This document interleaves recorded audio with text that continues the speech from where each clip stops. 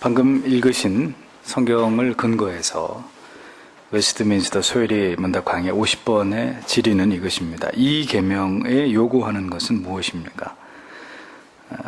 해답은 이 계명이 요구하는 것은 하나님이 하나님의 말씀으로 정하신 모든 예배와 규례를 받아들이고 준수하며 철저하고 순수하게 보존하는 것입니다. 이렇게 되어 있습니다. 하나님이 하나님의 말씀으로 정하신 모든 예배와 규례를 받아들이고 준수하며 철저하고 순수하게 보존하는 것입니다. 그것이 십계명 제2계명의 요구사항이라는 것입니다. 모든 규례를 거부하지 않고 받아들여야 돼요. 순종하고 그리고 깨끗하고 완전히 지켜야 되는데 뭘 그렇게 해야 되느냐? 모든 종교적 예배와 규례란 말입니다. 그러면 이 종교적 규례와 예배는 누가 도대체 정한 것이냐? 하나님께서 그 말씀 안에서 하나님 자신이 정하셨다는 이야기입니다. 우리가 십계명 1계명에서는 우리가 사랑해야 될 대상이 누군지에 대해서 공부를 했습니다. 2계명에서는 그러면 우리가 경외하고 사랑해야 될 하나님을 도대체 어떻게 사랑해야 되는지를 2계명을 통해 우리는 배우게 됩니다. 그러면서 지난주와 이번 주에 계속해서 강조드리는 말씀이 뭡니까? 내 방식대로 사랑해서는 안 되고 졸지 마세요. 졸면 안 돼. 여기 졸면 안 돼. 정신을 딱 차리고 하나님 말씀을 담으려고 해야 돼요. 담으려 그래야 담기지. 응? 컵에다가 물을 잘 담으려 그래야 담기지. 이거 막 흔들어 대면은 절대로 안 담겨요. 내 방식대로 사랑해서는 결코 안 되고 하나님께서 정하신 하나님의 방식대로 하나님을 사랑하는 것만이 올바른 하나님의 사랑의 방법인데 그 하나님을 향한 우리의 사랑의 최고의 표현이 뭡니까? 뭐죠? 예배이기 때문에 우리는 올바른 예배를 하나님께 드리는 문제를 신앙 안에서 가장 중요한 본질적인 문제로 보아야 된다는 말씀을 여러 차례 여러분들에게 강조드린 바 있습니다. 예배의 주체와 대상은 하나님이십니다. 절대로 인간이 될 수 없어요. 인간을 위해 고안된 어떤 방식의 예배를 할지라도 우리는 단호하게 이것을 거부하고 혐오하면서 모든 예배는 오직 하나님 한 분을 경배하고 찬양하기 위한 목적으로만 하나님께서 원하시는 하나님께서 우리에게 말씀하신 방식 안에서 하나님을 예배해야 된다는 이 대원칙에서 벗어남이 없어야 되는 겁니다. 하나님께서는 인간이 고안해낸 예배를 받으시지 않으십니다. 하나님이 기뻐 받으시는 예배는 오직 하나님의 말씀에 계명에 근거한 것이어야 합니다. 그래서 계명에서 금하고 있는 것은 마땅히 교회가 그것을 금지해야 옳은 것입니다. 사람들이 좋고 나쁘고 좋아하고 싫어하고 그건 그 다음의 문제입니다. 계명에서 금하고 있는 것은 금지되어야 된다. 이것이 개혁주의 입장에서의 예배의 정의입니다. 그러나 비개혁주의 교회들의 입장은 좀 다릅니다. 이는 계명에 있는 것과 그것에 더해서 계명에는 없지만 금지되지 않은 것을 예배에 더할 수 있다고 보는 견해가 비개혁주의 교회의 예배관입니다. 개혁신학의 관점에서 진정한 예배란 성경을 통하여 하나님의 뜻으로 입증된 것만을 포함한다는 그런 의미인데 이것은 성경을 읽고 설교를 하고 시편으로 찬송을 부르고 세례와 성찬을 집례하고 그리고 기도하는 것이 예배 안에 허용되고 포함될 뿐이라는 거예요. 우리는 이것을 개혁주의 예배의 간결성과 영적인 본질적인 면에서 이것을 확인하게 됩니다.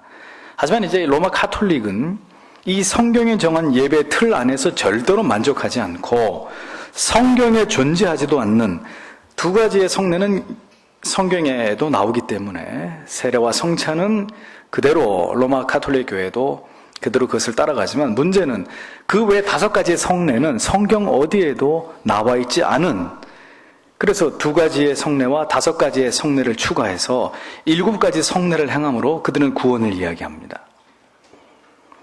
그리고 여타 성직자를 위한 화려한 예복, 설명 안 드려도 다 아시죠? 신부들이 어떤 옷을 입고 미사를 드리는지. 그리고 십자가 장식, 촛불, 그리고 교회 안에 있는 성상이나 성물, 이런 것들에 특별한 지위를 부여하는 것을 볼 수 있습니다.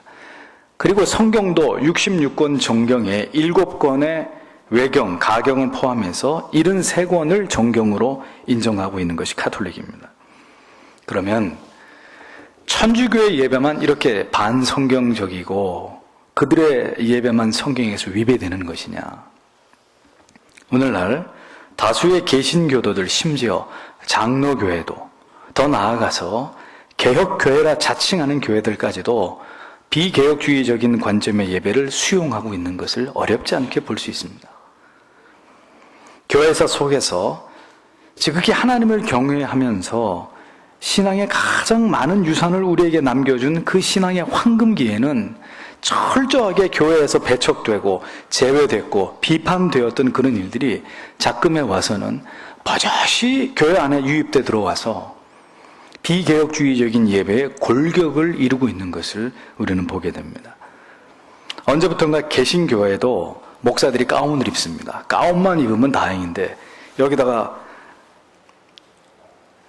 인문학 박사를 상징하는 이제 그 문형까지 집어넣고 교회 안에도 개신교 안에도 십자가의 장식을 걸고 감리교 같은 경우는 촛불을 켜놓고 그리고 영감 없는 시대적인 음악을 입힌 인간의 감성을 자극하는 찬송과 악기들을 동원하고 모두 하나님께서 명하시지 않았지만 인간의 고안에 의해서 만들어진 것들이 하나님을 예배하는 도구나 수단으로 사용되고 있다는 것입니다. 하나님은 영이시기에 예배하는 자가 신령과 진정으로 예배해야 함에도 우리는 드럼을 두드리면서 현대적인 찬양을 할 때는 감격해 합니다. 청소년이든 어른이든 감격해 하면서 현대적인 찬양을 부를 때는 열광을 합니다. 그러다가 트래디셔널 힘, 전통적인 찬송을 부르면 젊은이들은 거부를 합니다.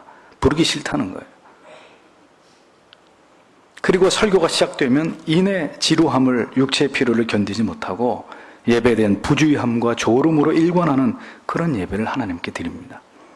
하나님이 그런 예배를 통해 영광을 받으시겠습니까? 사람들은 높은 교회의 천정과 그리고 대형 유리에 수놓여 있는 스테인드 글라스와 그리고 웅장한 파이프 소리와 그도 아니면 세련된 현대적인 연주를 배경으로 아름답고 세련되게 노래하는 싱어들과 현란한 말로 사람들의 감성을 자극하는 찬양 인도자와 함께 아주 감각적이고 현대적인 찬송을 부르는 것을 좋아합니다. 왜냐하면 그렇게 하면 그들의 마음에 일시적인 평화가 오는 듯하고 마음의 평강을 누리는 듯 여겨지기 때문입니다. 뭉클한 감정이 생기고 콧등이 시큰해지고 어떤 감화가 오고 어떤 좋은 느낌이 내 안에서 일어나기 때문이에요. 그리고 소위 은혜를 받았다라고 내 자신이 느끼는 것입니다. 그러나 생각해보죠. 이러한 감동과 감화와 마음의 좋은 느낌은 신자들만의 전유물인가요? 그렇지 않습니다. 세속의 사람들도 이러한 감정을 추구하고 이러한 감동을 세상에서도 얼마든지 만들어낼 수 있습니다. 세상의 무대에서도, 세상의 음악회나 콘서트에서도 사람들 눈물바다로 만들어 놓습니다. 모세의 지팡이만 뱀이 된 것이 아닙니다. 애굽의 술사가 던진 지팡이도 뱀으로 변했습니다. 성령의 은혜와 유사한 감동, 감화, 그리고 좋은 느낌은 얼마든지 인위적으로 조작할 수 있고 만들어낼 수 있는 것들입니다. 가장 중요한 본질적인 문제는 하나님을 예배하는 일에 진정한 가치를 갖느냐 그렇지 않느냐 하는 이 문제라는 거예요. 개혁교회 신자들이 예배에서 하나님께서 명령하시지 않은 것은 어떤 것도 행하지 않는 이런 근본적인 이유는 그들 자신이 본질상 죄인이라는 사실을 명확히 알고 있기 때문입니다. 인간이 하나님의 존재하심 앞에 경외함을 갖지 않을 때 그는 자신이 기독교 예배에 어떤 가치를 부여할 어떤 것을 만들어낼 수도 있다고 이제 느끼기 시작하게 돼요. 자기가 어떤 존재이며 자기에게 임한 구원이 무엇인지, 하나님이 나 같은 죄인을 위해서 어떤 대가를 지불하면서 소망 없는 나 같은 죄인을 구원하셨는지에 대한 아주 골수에 사무친 그런 은혜가 없으면 이렇게 이제 담대하게도 자기가 할 수 있는 권한 이상의 것을 감히 인간이 자행하려고 하는 그런 생각을 갖게 된다는 겁니다. 예배를 통해서 전적인 하나님의 은혜만을 사모하는 가난한 심령을 그의 마음으로부터 굳게 붙들지 않게 되면 자신이 더 은혜스러운 예배, 더 감격적인 예배를 위해서 무엇인가를 만들어 보려는 시도들을 감히 하게 된다는 거예요. 오늘도 하나님이 내 죄를 사해 주시고 내 영혼에 필요한 말씀으로 나에게 은혜를 베푸시고, 그래서 이것저것 세상에 더러운 죄로 오물이 묻혀있는 내 영혼을 깨끗이 닦아주셔야만, 그렇게 해서 오늘도 하나님의 말씀을 통해 하나님을 배웠고 영적으로 재무장하고 그리고 조문을 열고 세상으로 나가야만 내가 한 주간 동안도 주의 공로에 하나님의 말씀에 의지하고 십자가의 공로에 의존해서 세상과 나가서 싸울 수 있는 그런 용사가 될 수 있다는 이런 의식이 예배자의 머리끝부터 발끝을 지배해야만 하나님을 어떻게 예배할 것인가에만 포커스를 맞추게 되는데, 이런 것들이 다 사라져버리고 나면 내가 이제 예배를 위해서 무언가를 내 마음대로 조작하고 만들어보고 변형시키고 고안할 수 있는 그런 자격이 나에게 있다고 믿어지는 착각을 하게 되는 거예요. 예를 들어서 딱딱한 시편 찬송을 부르는 것보다는 우리에게 더 은혜스럽고 하나님을 향한 예배의식을 고양시켜 줄 수 있으리라는 기대 속에서 여러 가지 세속의 악기, 세속의 음악의 형식을 빌어서 하나님을 찬양하는 것도 뭐 그다지 나쁜 것은 아니라는 이런 자의적인 생각을 하게 되는 거예요. 그게 성경에 근거하는 것도 아니고 교리에 근거하는 것도 아니고 기독교의 유구한 역사를 통해서 그 근거를 찾아볼 수 있는 것도 아닌데 유독 내 자신이 그렇게 생각하는 거예요. 그래도 되지 않을까 하고 생각만 한다면 뭐가 문제가 되겠습니까만은 이제 그것을 예배 안으로 가지고 들어와 버리는 거예요. 나는 이렇게 하나님을 예배하겠다라고 주장하게 되는 것입니다. 그것은 하나님을 금송아지의 형상으로 만들어서 섬기려고 했던 이스라엘 백성들의 죄와 크게 다르지 않는 중대한 문제가 되는 것이죠. 인간이 하나님 앞에서 자신이 보잘것없는 존재라는 것을 올바로 인식하게 될 때 한순간도 하나님의 영감에 의해서 기록되어진 시편 외에는 다른 찬송으로 자신의 영혼을 고양시킬 수 있다는 발상 자체를 절대로 하지 못하게 되는 거예요. 감히 어떻게 하나님을 찬양하는 찬송을 내 마음대로, 내 느낌에 따라서, 내 생각대로, 그냥 입에서 나오는 대로 그렇게 찬양을 하겠다는 발상을 할 수 있겠습니까? 그러니까 그런 것 자체가 비성경적, 비신학적이고 비교리적이고 오로지 그것에 대한 판단의 주체는 내 자신일 뿐이라는 겁니다. 다시 말해서 성령의 영감 외에 어떤 것도 하나님의 교회의 신성한 예배에 사용할 찬송가를 임의로 개선하도록 찬송을 부르는 방식을 임의로 세속적인 형식을 빌어서 하나님께 드릴 수 있는 그런 자격 자체가 우리에게 절대로 부여될 수 없다는 지식을 우리가 모르게 되는 거예요. 그것에 대한 무지한 상태로 우리는 하나님을 예배한다고 하지만 하나님은 받으시지 않는 예배를 드리게 된다는 거죠. 오늘날 어떤 사람도 이런 신적인 영감을 가지고 있지 않다는 것을 우리는 성경 그 자체로부터 분명하게 이해해야 될 필요가 있습니다. 아무도 지금 우리 중에 누구도 성경이 기록될 당시에 하나님이 주신 것과 동일한 영감을 하나님이 우리에게 주시지 않는단 말이죠. 어떤 느낌, 깨달음 이런 것들은 주셔도 성경과 동일한 영감을 오늘 이 시대에도 받는 사람이 있다 그러면 명백한 이단이란 말입니다.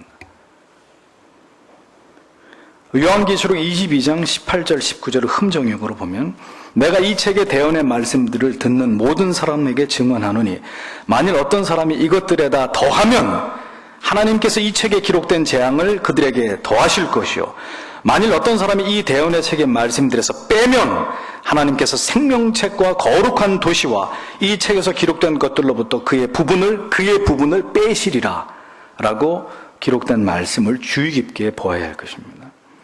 따라서 하나님을 찬양하는 재료 역시 성경은 성경에 기록된 시편으로 엄격하게 규정하고 있는 것을 볼 수 있습니다. 적어도 19세기까지는, 종교개혁이 일어난 15세기부터 19세기까지는 이 원칙이 교회 안에 지켜졌었습니다. 시편 외에 하나님을 찬양한다는 건 있을 수 없는 일들이었어요. 지금부터 적어도 200년 전에는. 그래서 개혁가 칼빈도 루터도 시편을 토대로 한 곡들만을 엄격히 제한해서 예배 가운데 사용했던 것을 역사를 통해 보게 되는 것입니다. 우리는 어떻게 하나님을 예배하는 것이 올바른 것인가에 관해서 더 성경적으로, 더 신학적으로, 그리고 더 교회사적으로, 교리적으로 이것에 천착하면서 이것을 정리해 나가는 개혁의 작업을 쉬지 말아야 됩니다. 교회가 드럼을 치고 복음성을 예배 가운데 부르고 바른 신학과 교리를 가벼이 여기고 그래서 수적인 부흥과 현세 기복만을 강조한 결과가 뭐죠? 기독교가 이 땅에 들어온 지 100년이 훨씬 지난, 130년이 지난 지금 기독교가 이 땅에 존재해왔던 이래로 교회가 지금만큼 타락했던 적이 있었습니까? 성직자가, 성도들이 지금 이 시대만큼 부패했던 적이 또 있었습니까? 그러니까 총체적으로 교회가 잘못된 길을 걸어왔음이 증명이 되고 있는 거예요. 우리의 예배가 총체적으로 하나님 보실 때 잘못된 예배였다는 것이 지금 한국 교회에서 벌어지고 있는 이런 모든 일들이 그것을 그대로 방증하고 있는 거예요. 따라서 우리는 모든 것을 개혁해야 되는 시점에 서 있습니다. 우리가 추구한 모든 신앙적인 노력을 통해서 그 어느 시대보다도 더 하나님을 경외하고 성도들이 참된 신앙생활을 통해서 시대의 빛과 소금의 사명을 잘 수행하게 되었다면 지금까지 교회가 행해왔던 것을 앞으로 그대로 보존하면 되는 거예요. 만약에 오늘까지의 우리의 모든 신앙의 삶과 모든 하나님을 경외했던 방식이 이 시대의 탁월한 부흥과 영적인, 우리로 하여금 영적인 거인들을 탄생시킨 그런 어떤 결과와 업적으로 나타났다면 그거 계속 지키고 가면 된단 말이에요. 그런데 지금 이 시대 교회와 성직자들과 성도들의 삶을 보십시오. 우리가 진실로 하나님의 자녀입니까? 우리가 진실로 지난 세월 속에서 하나님을 올바르게 예배해온 하나님께서 기뻐하셨던 예배자들이었는가 생각해 봐야 되는 거예요. 제발 돌이켜서 이제는 우리가 좀 생각을 해봐야 될 때입니다. 생각을. 그냥 고집을 부리고 좋은 게 아니고 내가 해왔던 방식을, 우리가 추구해왔던 것을 맹목적으로 고집하려고 하면 안 되고 이제는 하나하나 검증을 해나가야 합니다. 수술을 받고 회복이 되는 과정 속에서 내가 어떻게 하다가 이 병을 얻게 됐을까? 의사하고 계속 상담을 하잖아요. 의사가 당신이 어떻게 살았습니까? 식사를 제때 안 했다든지 스트레스를 많이 받았다, 술, 담배를 했다든지 나름대로 질의와 응답을 통해서 왜 내가 이 병을 갖게 될 수밖에 없었는지에 대해서 답을 찾겠죠.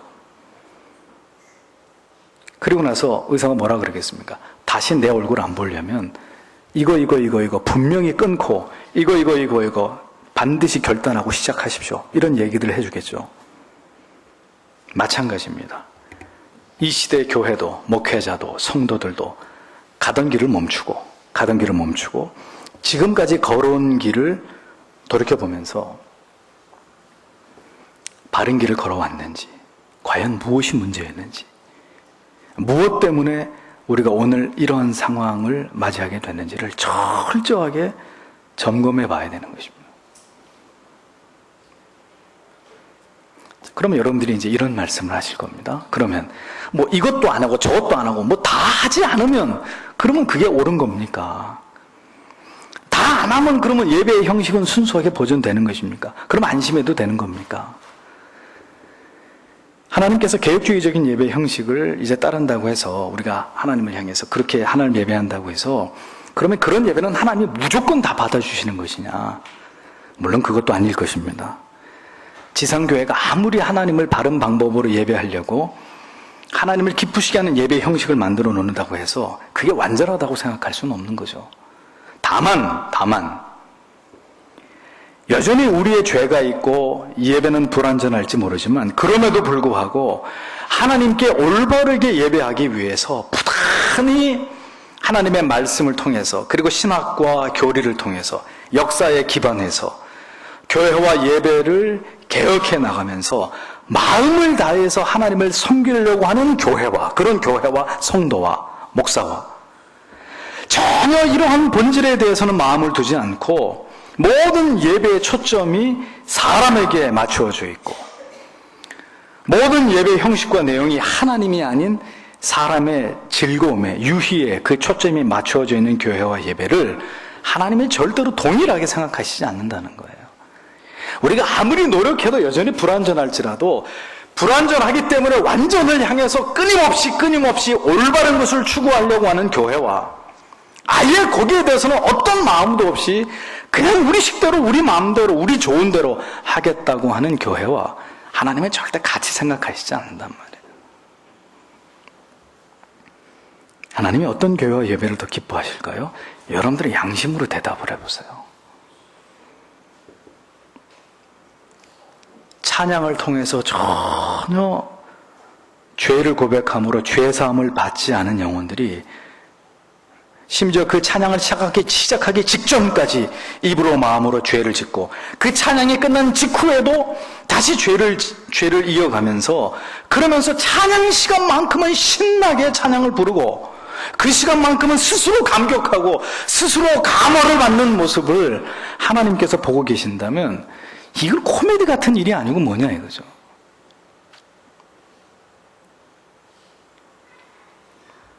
누가 그런 찬양을 하나님이 받으신다고 했어요?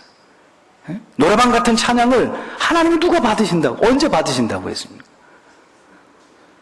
시편 51편 16, 17절에 주는 제사를 즐겨 아니하시나니 그렇지 않으면 내가 드렸을 것이라. 주는 번제를 기뻐하지 아니하시나이다. 하나님의 구하시는 제사는 상한 심령이라.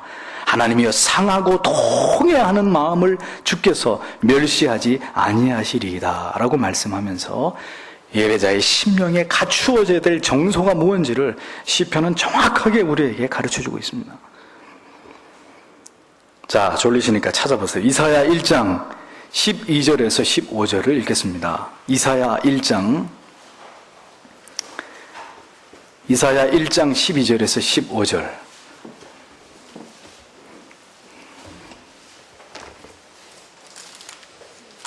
이사야 1장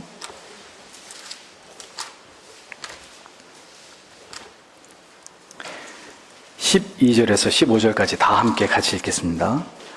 너희가 내 앞에 보이러 오니 그것을 누가 너희에게 요구하였느냐? 내 마당만 밟을 뿐이니라. 헛된 재물을 다시 가져오지 말라. 분향은 나의 가증이 여기는 바요 월삭과 안식일과 대회로 모이는 것도 그러하니 성회와 아울러 악을 행하는 것을 내가 견디지 못하겠노라. 내 마음이 너희의 월삭과 정한 절기를 싫어하나니 그것이 내게 무거운 짐이라. 내가 지기에 곤비하였느니라. 너희가 손을 펼 때 내가 눈을 가리우고 너희가 많이 기도할지라도 내가 듣지 아니하리니 이는 너희가 손에 피가 가득함이니라 라고 말씀하고 있습니다. 이 말씀에 의하면 우리가 행하는 모든 일들이 수포로 돌아가고 형통치 못하고 인생의 모든 실패의 원인이 무엇에 기인하고 있다는 뜻입니까? 예배의 실패에서 비롯된다는 뜻이에요. 미가서 6장 6절에서 8절을 보면 내가 무엇을 가지고 주 앞에 가며 높으신 하나님 앞에 절을 할까? 내가 번제 허물과 1년 된 송아지를 가지고 그분 앞에 갈까? 주께서 수천의 숫양이나 수만의 강물 같은 기름을 기뻐하실까? 내가 내 범법으로 인하여 내 맏아들을 내 혼의 죄를 인하여 내 몸의 열매를 드릴까? 오 사람아, 그분께서 무엇이 선한 것인지를 내게 보이셨나니 주께서 내게 요구하시는 것은 오직 의롭게 행하고 긍휼을 사랑하며 겸손하게 내 하나님과 함께 걷는 것이 아니냐, 이렇게 성경은 말씀하고 있습니다.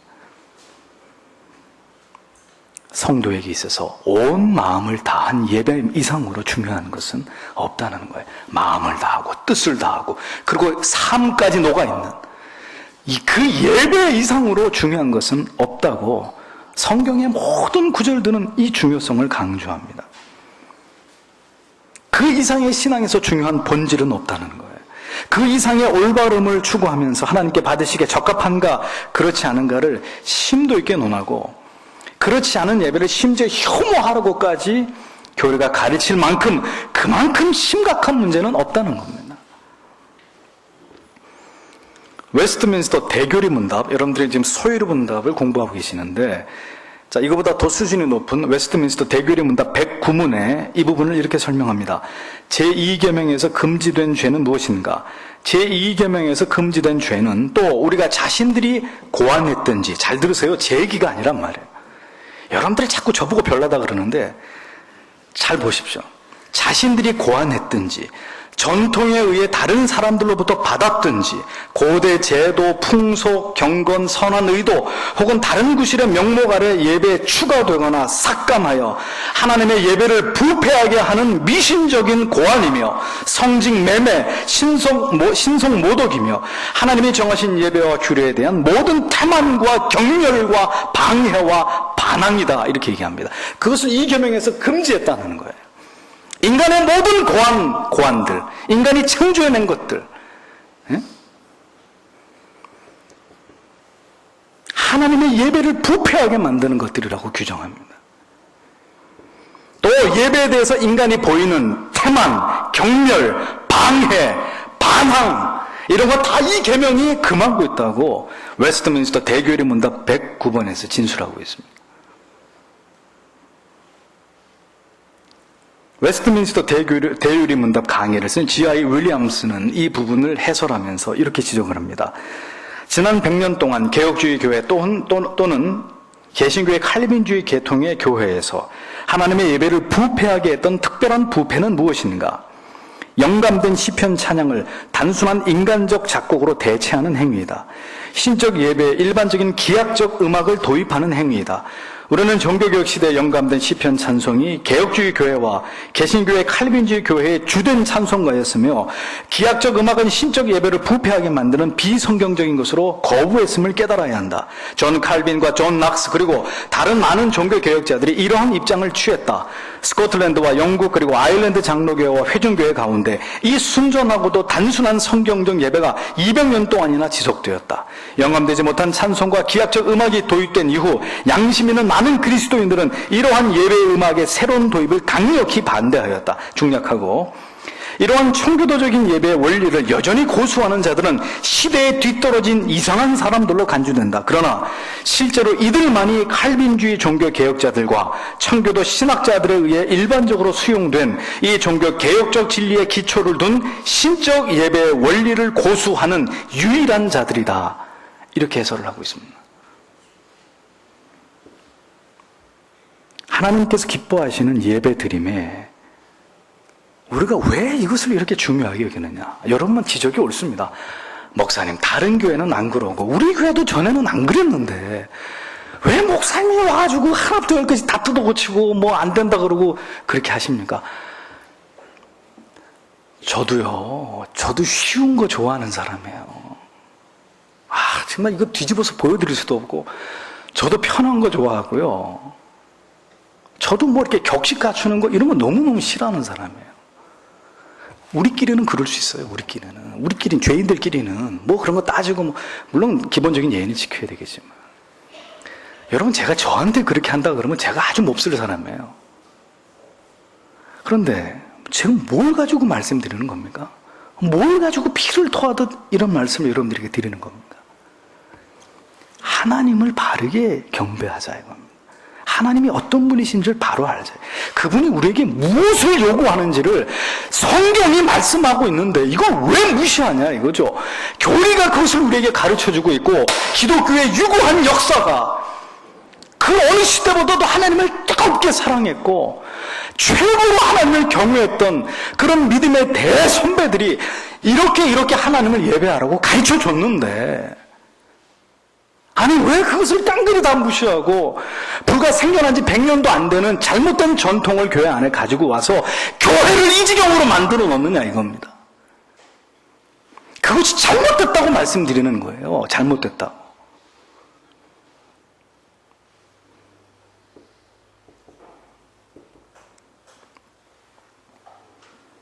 우리가 하나님께서 명령하시지 않은 일들을 받아들이고 있을 때 우리의 자녀들이 잘못된 방식으로 하나님을 예배하는 것을 배우고 있다는 것을 여러분 중요하게 인식하셔야 합니다. 우리가 하나님을 기쁘시게 하는 예배를 드리며 창념할 때 우리가 얻는 유익이 뭔지 아세요? 다른 거 다 떠나서 우리가 계명을 어길 때 하나님을 바른 방식으로 예배하지 않을 때 가장 고통받게 될 사람들은 우리의 자녀들입니다. 부모가 자녀를 데리고 주일에 교회를 가지 않는 것은, 예배에 불참하지 않는 것은 하나님을 이렇게 섬겨도 된다라는 것을 자녀들에게 가르치고 있는 거예요. 즉 죄를 짓는 방법을 전수하고 있는 거예요. 이렇게 믿어도 괜찮아.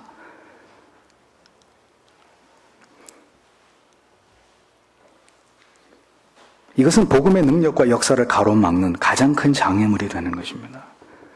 그러나 우리가 하나님께서 명하신 모든 올바른 예배와 격식을 받아들이고 이것을 철저하게 준수하면서 그리고 순결하고 온전하게 이 방식을 오늘 소요의 문답의 내용처럼 이것을 지킬 때 하나님께서는 놀라운 방식으로 우리에게 자비를 베푸십니다. 앞으로 제가 우리 교회에 와서 설교를 초청하려고 하는 목사님 두 분이 앞으로 더 계신데, 한 분은 이 시편 찬송을 직접 번역을 하고 이 시편 찬송을 한국교회에 보급하는 일에 중요하게 역할을 하고 계시는 한 교수님이고, 그분 교회는 주일학교 학생부터 장년까지 다 시편 찬송을 불러요. 그런데 모든 성도들이 그 시편 찬송을 부르면서 예배 분위기가 달라지고 그들이 하나님 앞에 그 예배 가운데 보이는 그 경건의 모양이 달라지고 성도들의 신앙이 비약적으로 성장해 가고, 이런 얘기를 저한테 해주시더라고요. 또 한 분은 주일학교 학생부터 장년까지 같이 예배 드리는 교회예요. 예. 우리 교회는 아직 거기까지는 하지 않고 중고등 학생들 정도만 지금 같이 예배를 드리고 있는데, 그 교회는 초등학교 학생들까지 엄마 아빠 옆에 앉혀놓고 다 같이 예배를 드려요.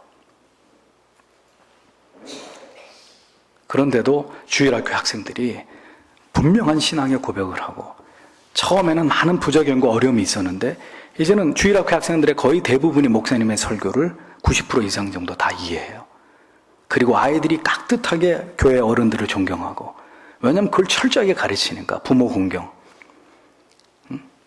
그리고 주일 성수, 이거 생명처럼 가르치니까 바르게 아이들이 자라가는 것을 부모님들이 간증을 하고 좋아하고, 그러는 가정이 튼실한 영적인 기업으로 세워져가는 이런 역사가 나타나는 그런 교회. 정말 희귀한, 이 두 교회는 희귀한 교회들입니다. 이 시대에 희귀한 교회들인데, 하나님이 이 두 교회를 통해 어떤 역사를 이루고 계시는지를 여러분들이 직접 보고 좀 들으시는 그런 기회가 있으면 좋겠어요. 이러한 일들을 보고 자라면 자녀들은 진리에 대해서 큰 영향을 받게 됩니다.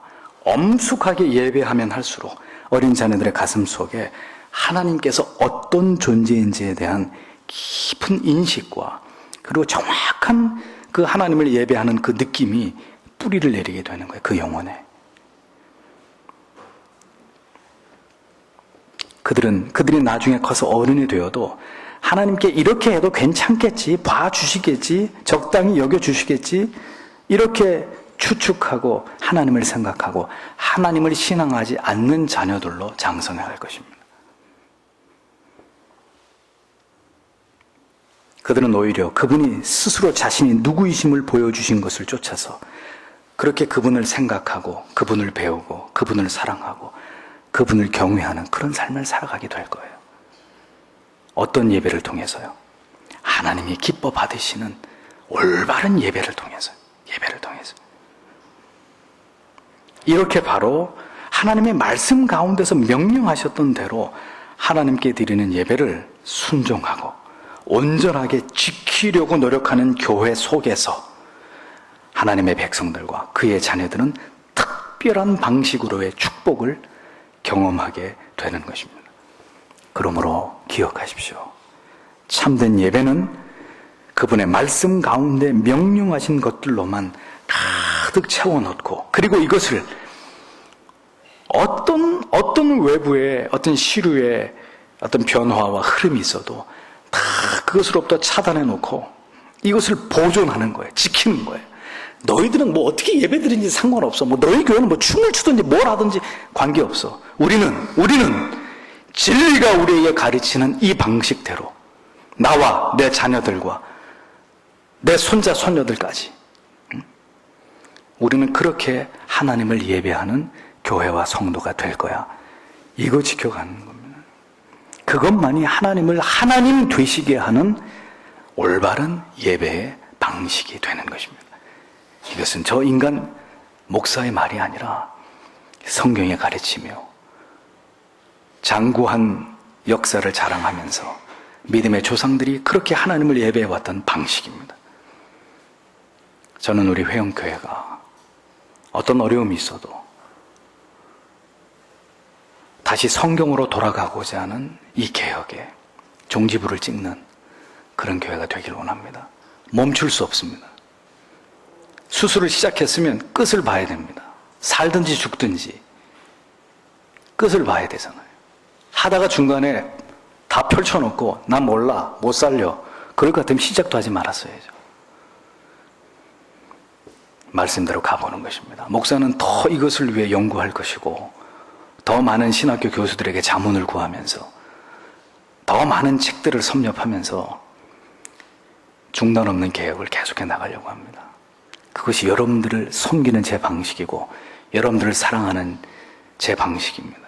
그리고 주님의 교회를 사랑하는 무엇과도 타협할 수 없는 목사의 중심입니다.